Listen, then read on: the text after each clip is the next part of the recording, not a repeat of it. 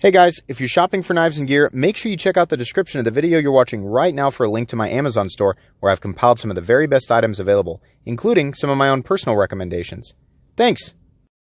What's going on, YouTube? Metal Complex here, and today I've got another interesting knife review / knife overview to share with you guys.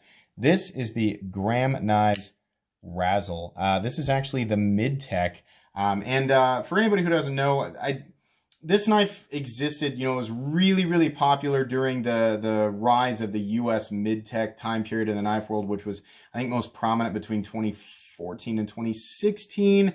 Could be wrong about that. In any case, this is a knife that a lot of people were made aware of by Nick Shabazz. Actually, part of the reason that I wanted to get my hands on it was because it was one of those knives where initially I was like, it doesn't have a tip. It's a 90-degree angle, right? And I think a lot of people looked at that and felt the same way. And it's something that a lot of people have come to really like. It is not available anymore. There's like a GMT version through Graham Knives, and then they've got the mini Razel, and they've got the production variants through Columbia River Knife and Tool, right? And some of those are discontinued, but this is not a knife that you can go out and buy anymore. To my knowledge, it was somewhere originally around a $500 knife, and secondary market prices are, probably completely different there.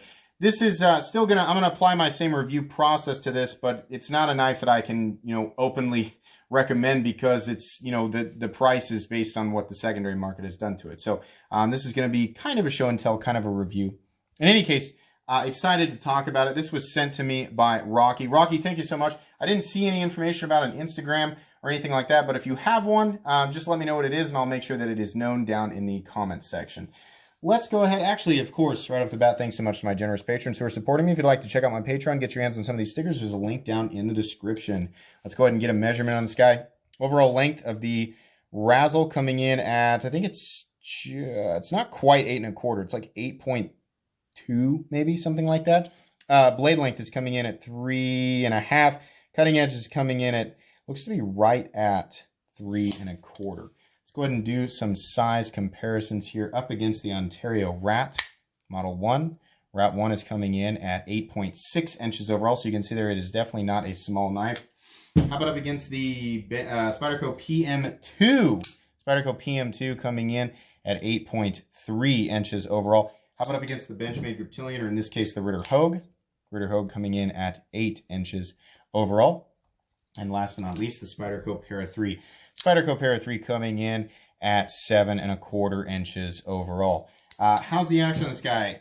Much to my surprise, I don't know why I thought this would be so clunky, but no, it is completely and totally falls shut, and it is quite frictionless, which maybe everybody knew this and I just didn't know this, but I guess I experienced some knives from, this time period that, the presentation was great and the action was acceptable then, but nowhere near as smooth as some of the knives today. And it was pretty rare that I experienced a knife that was this smooth. In fact, had I experienced this knife back when I was handling, some of the first Hinderers I got my hands on, and like the Les George knives and the Chris Reeve knives, which have their own different type of smoothness. Had I experienced this, it would have blown my mind. This is very smooth. In fact, it is on par with what you should expect from today's, $300, $400, $500, $600, $700 knife world in terms of smoothness, and it is absolutely solid. The detent is what I'd call basically a perfectly medium detent. Once you break the detent, which is, like I said, it's not overly hard. It's not like you're prying, right? I mean, once you deploy it, that blade, there's so much weight out to the tip that it really kind of throws itself into place. But rest assured, the detent itself it's plenty, right there in medium territory. I'm not really sure exactly how else to describe that. It'll definitely hold the blade in place, and I'm very happy with that. Let's go ahead and do the hardware check just so I don't forget. Get out my handy dandy WIA bit selector and WIA magnetic driver, 2 items that are very inexpensive and very recommendable. You can find them down in the Amazon store that I reference at the beginning of every single video.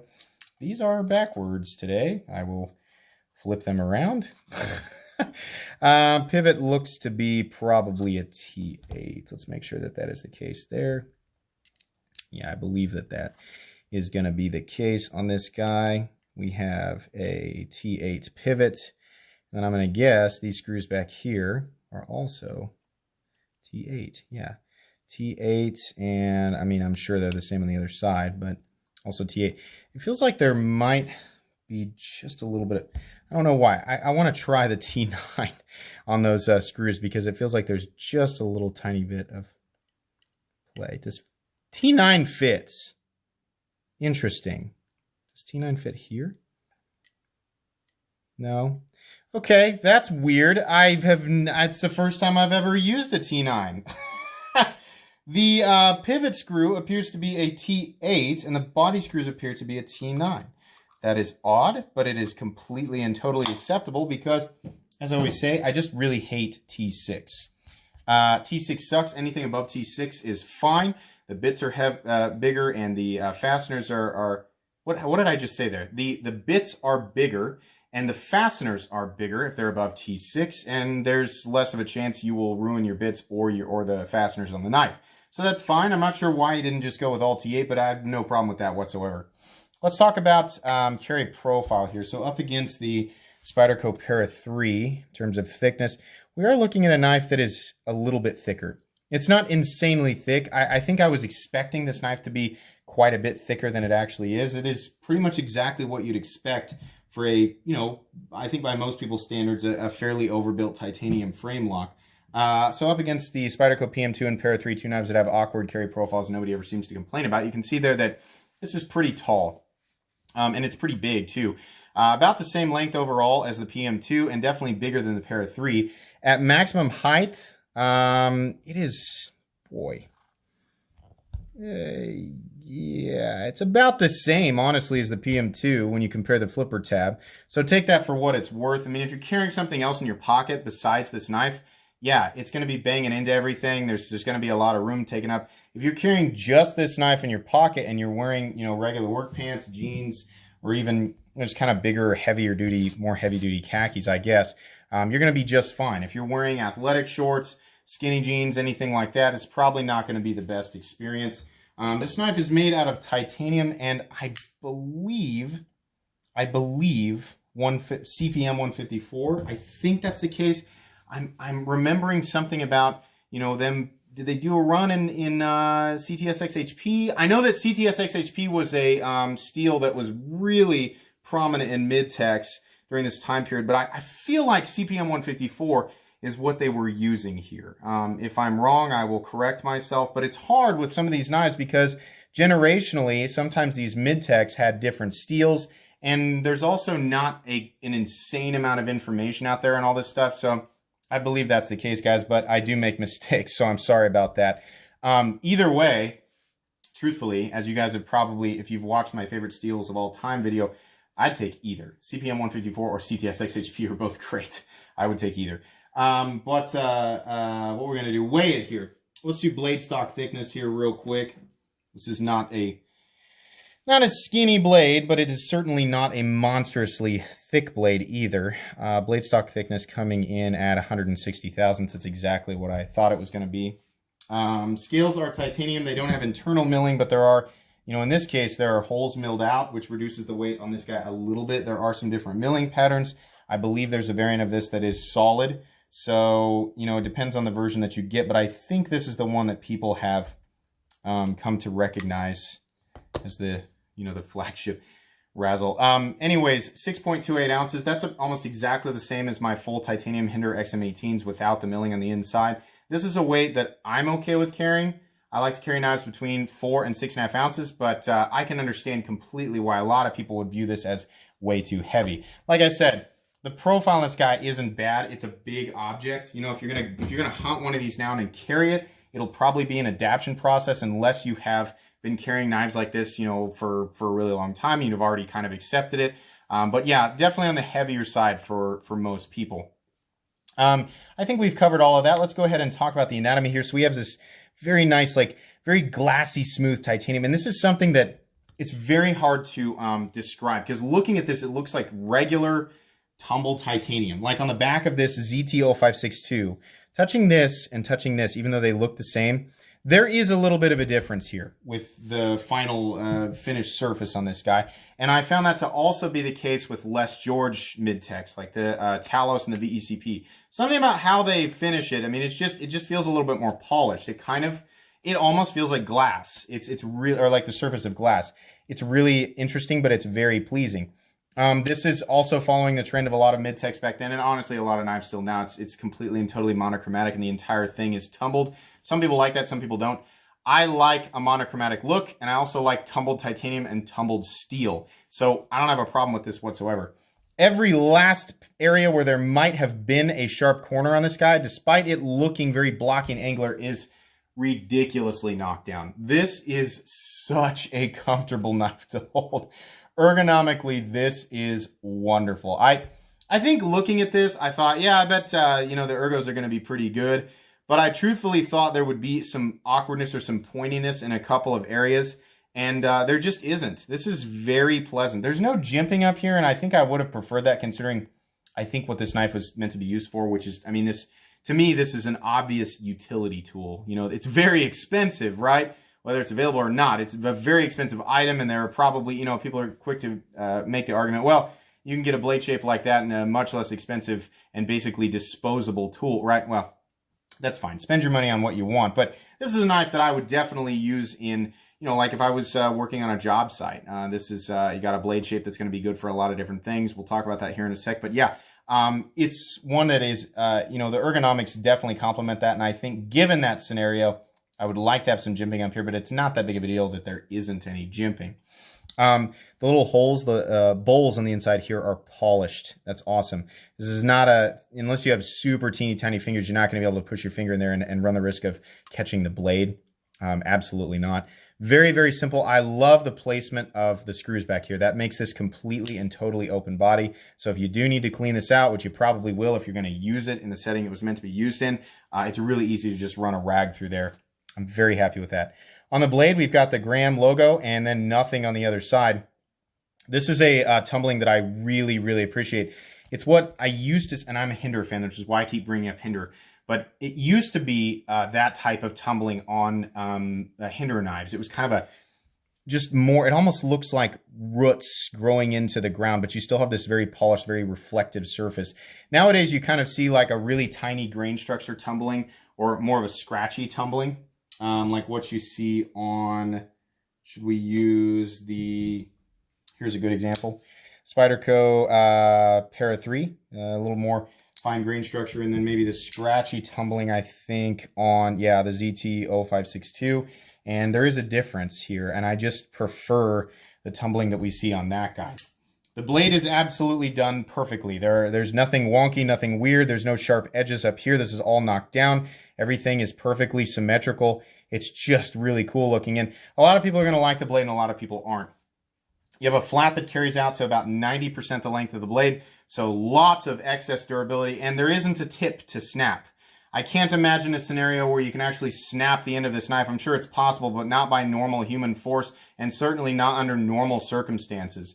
The benefit here, you know, despite not having any belly, and despite it being fairly thick behind the edge, is that you have two completely separate edges. As has been pointed out by many other reviewers, I am certainly not the first person to say that. If it were me, you know, yeah, my cutting tasks would all be used up here, and then my scraping tasks and anything like that, I would save that edge for. You can easily dig that tip into a package and open it up. I mean, considering what I use my knives for on a job site, it's really nice to have a straight edge and one that I can just sort of draw that, I guess, what would be the tip through material. I mean, I use knives differently. I mean, everybody does. Everybody uses their knives differently depending on, you know, what it is that they are trying to cut, and different blade shapes are better for different types of tasks. Which is why you see utility blades that are often shaped like this, or, you know, a lot of times it's more of a Wharncliffe on like a utility razor. But I love the idea of having a scraper tip, you know, because there's a lot of stuff that I do in a setting like that where you get some adhesive or you get something stuck on a surface that's unwanted, right? It's nice to be able to just, you know, grind that off of there. And it's not chisel ground. It's actually a conventional V grind, which I prefer. I don't really like the aesthetics of chisel grinds, despite the benefit there in thinness behind the edge. So this is very aesthetically appealing to me. But like I said, it's not going to be for everybody. The flipper tab is extremely comfortable to engage. And while it is big, I mean, rest assured, it's nicely knocked down. It's not a hook shape. It's not an awkward shape. It's just a nice shape. And this area back here is nice and smooth. So that, I mean, you can truthfully do this all day. It's easy to engage and disengage. There is no double clutch or anything like that. On this one, we have a little bit of lock stick little tiny bit. Now, I don't know if this has basically been like, I mean, it looks to be pretty much unused or very, very lightly used. In my experience, all lock stick works itself out. It is much more common, at least in my experience, to see it on a carbidized titanium lock face that does not have a steel lock bar insert, which is the case with this guy. But that generally results in more secure lockup, especially over time. These will wear a little faster than titanium frame locks that have a steel lock bar insert, but they rely less on perfect geometry and more on just the materials that are interacting with each other. Fortunately, it looks like the geometry here between the lock bar and the tang is really, really good. The lock stick is pretty minimal, but I would say it's just very common with knives that don't have lock bar inserts. So it's really not something that bothers me. The only time it bothers me is when it gets so sticky that I have to use a tool. I have to use like a screwdriver to disengage it. If I can disengage it easily with one hand and it's minor, it doesn't bother me. So that's the case here. Like I said, love the placement of the screws. One of the most interesting features of this knife is the position of the pocket clip. Now, in and out of the pocket, it is a little bit awkward to get that to slip. I know you guys can't see it. Getting it to slip over the part of your pants that you want, for the most part, just given the shape and where, the part that's meant to like interact with the seam of your pocket, it can be a little bit awkward. And in my experience, it's something that I just have to use two hands for. It may not be the case with everybody. You might be able to kind of, it's one of those things where it seems silly to talk about this, but as you approach your pocket with this knife, you have to be very cognizant of exactly where the pocket clip is, the angle of your knife in relationship to the pocket. So it's kind of weird. But it's because it's an unorthodox means of clipping the knife to your pants versus what we're used to. But holy cow, does it carry nice. It does make for a little bit of an awkward situation when you are pulling the knife from your pocket too, because we instinctively want to do this, and it's just weird because the part that's holding onto your pants is different. So when you're pinching when you're pinching it, you're not holding on to a pocket clip here. If you do it this way, the way that we're used to it, you're actually pinching your pocket. So then you're creating extra friction. So you have to teach yourself to grab the knife awkwardly between the pocket clip and the back of the knife. I'm sure that's why they added a lanyard. Normally I'm like, lanyards. In this case, the lanyard actually makes it 1,000 times easier to pull from the pocket. Without the lanyard, this would be kind of awkward, and I honestly could see myself dropping it. As is the case with all things, again, it's an adaptation process, so it might just be something that you have to adapt to. It carries nicely in and out of the pocket. For me, it's a little bit weird. That is my honest take on that. I just can't get around that. You might actually consider adding a lanyard, just as Rocky did, because seriously, this is perfect. It makes it 1,000 times easier. By the way, the lanyard hole is completely and totally out of the way of everything, so that's fine. It might hang out of your pocket a little bit, but it's whatever. The lanyard itself, but yeah, the lanyard hole's not in the way. No over travel stop. I don't know if this was before. I don't know if this knife was designed before any type of LBS or over travel stop existed. They don't need it. I just like to see it there. It's like the lock bar insert, something that I could, I don't really care if it's there. Honestly, there's pros and cons to having it and not having it. The lock bar, the over travel stop is always something I find to be preferable, but I can't really knock it on this guy because it may not have been a thing. I'm honestly not sure. The original date of conception for this knife. It's not there, but you'd have to imagine a scenario where you're actually putting so much force on the lock bar upon disengagement that it travels so far over that it bends itself out, in which case, yeah, then it's not functional at all. But I have used a lot of titanium frame locks that don't have over travel stops, and it's never happened. Even in most extreme circumstance where there's like buildup of lock stick, and so I put a lot of force on it, and it bent.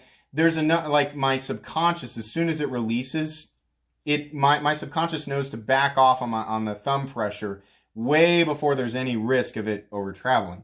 In some situations, though, I can understand why that might be a concern. So it doesn't have it on there, but no big deal. Like I said, locking up at very early, something like maybe 20%, but very solid. Blade centering is dead on. Lockup is absolutely solid. So again, what are my complaints about this knife? It's definitely big. I would carry it, but this isn't a knife that's really appropriate in an office setting or a cocktail party. This is an outdoor work tool. It does run on bearings, by the way. I don't know if I mentioned that. Absolutely does run on bearings. The blade is just excellent for an all-around utility blade. I know we're talking about things that I, am or should be complaining about during this segment of the review, but I just want to emphasize that. I know the blade shape, to some people it's going to look funny, but I really love the utilitarian benefits of that blade shape. The flipper tab, like I said, is a little large, so it's going to create some excess height in the pocket.